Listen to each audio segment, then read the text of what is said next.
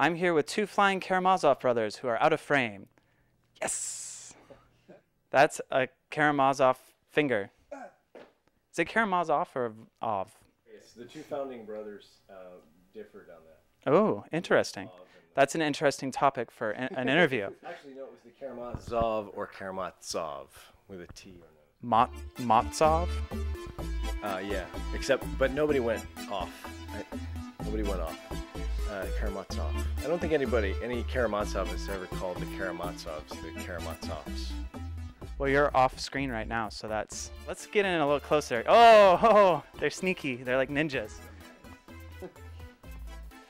Hey everybody, it's Chris from Magic Geek and jugglingstore.com, and I'm here with two of the flying Karamazov brothers.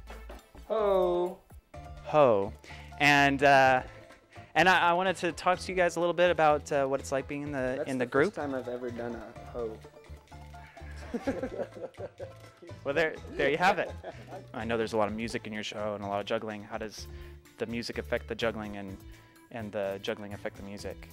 Well, they're both just very rhythmic, and when you juggle, at least when you do it correctly,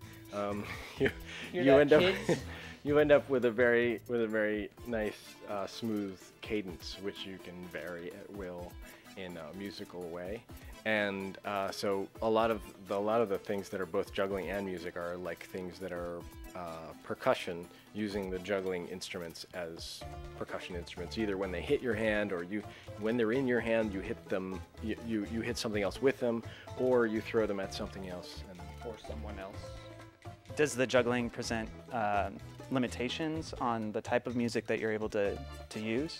Oh yeah. Yeah, I mean, definitely there's only certain tempo limitations that you can do. You know, gravity is a constant regardless of what kind of juggling you're doing, and so there's that. You can vary the height to some degree, but there's only some rhythms that are, you know, obviously physically possible to juggle. You can't juggle a whole note at quarter note equals 30.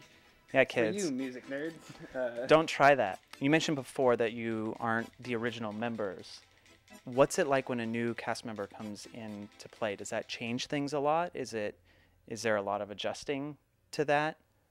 I'll defer to Rod, as I have yet to experience. So you're the newest. The new guy. You are the new guy. Yeah. I'll come back to you then. Yeah, and it totally depends on who the new guy is, and specifically what he has to contribute. And the bar has gotten.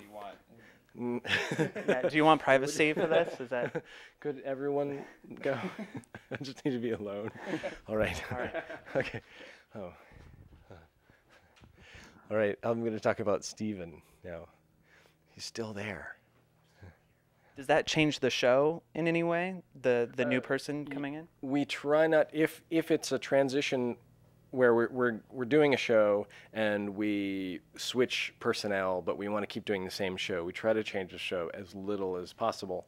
But inevitably, there are things that you need to work with, like the new guy doesn't play the instrument that position is supposed to play.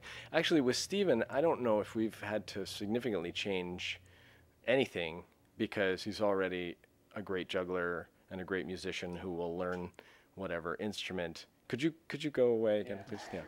I did already. And He wants to be here for this part. Yeah. and every time a new person comes along, the bar gets higher.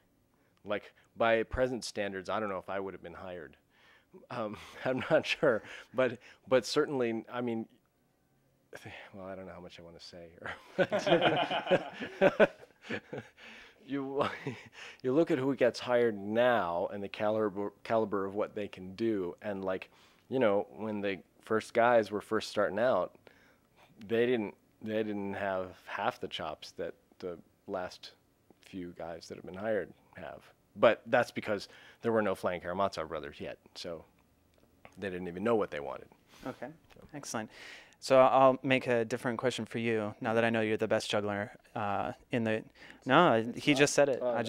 That's what I took from it. So that's what people are gonna see. We'll have to have a juggle off sometime. Yeah. We could do it right here in the studio. It's on. All right. You're better than I am. No, you're better. Steven thinks Rod is better, and Rod thinks Steven's better. So I stand by it. So we're. You're gonna win. All right. Show me your worst trick. Yeah, check this one out. Yeah. It's still pretty good. I mean, geez, look. Okay, all right.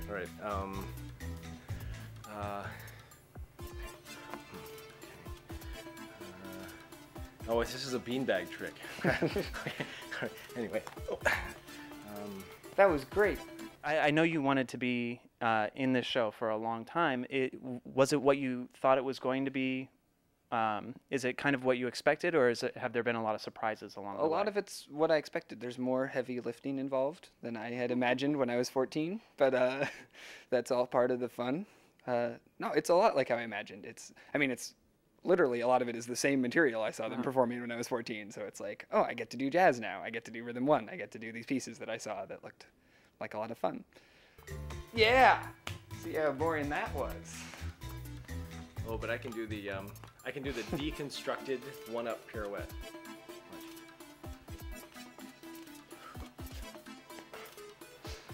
Whoa, isolating all of the moves. Yeah, I know. Do you have any advice for someone who might be creating their own performance juggling show? Nope, you're on your own. Don't do it! It is really important to start with your motivations as a character and who your character is, and that's because that's what makes things interesting, not the patterns and the rhythms and stuff like that. It's like That's what people latch onto when they're watching the show is relating to the people that are doing the things and not like, look, those are things in the air. right, yeah. Because if a robot that is perfect juggles, it's not interesting, except that no Unless it robot juggles has ever really well. done it before. What's your favorite part of the show that you're doing tonight? Because you do different shows. What's your favorite part of the show that you'll be doing tonight? And right after it's over. The end. Jazz. I like jazz. There's a piece called Jazz, which is it's structured juggling where like one guy is passing up and down the line to three other guys. So we all know when the other people are going to pass, but within that you have a lot of freedom as to what sort of a throw you're going to throw, and also script-wise, it's a little freer too. Most of the show the lines are set in stone, but that part we can improvise and play around with things. Right, and especially since we kind of push the envelope as far as the technique goes, we do some tricks that. They might be at 90% of our ability to do them, and so things drop, and that's Part of the fun. Yeah, that's supposed to happen. It's supposed to happen. Is there a place that people can go to see tour dates and things of that nature if they want to come see the Flying Karamazov No, brothers? we don't like people to know about it. But if there was hypothetically, where would they hypothetically go? They would go, the people who want to know more and see when they can see us, go to www.fkb.com. That's a website on the internet. On the internet, yeah.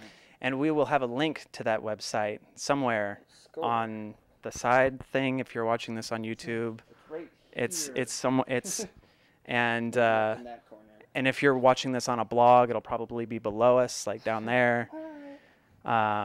One of those three places, probably not above us. I wouldn't do that. That'd be weird. I'd be afraid it would fall. You can also find us on Facebook if you search for Flying Karamazov Brothers, and it now has more content than our official webpage. Maybe I've said too much.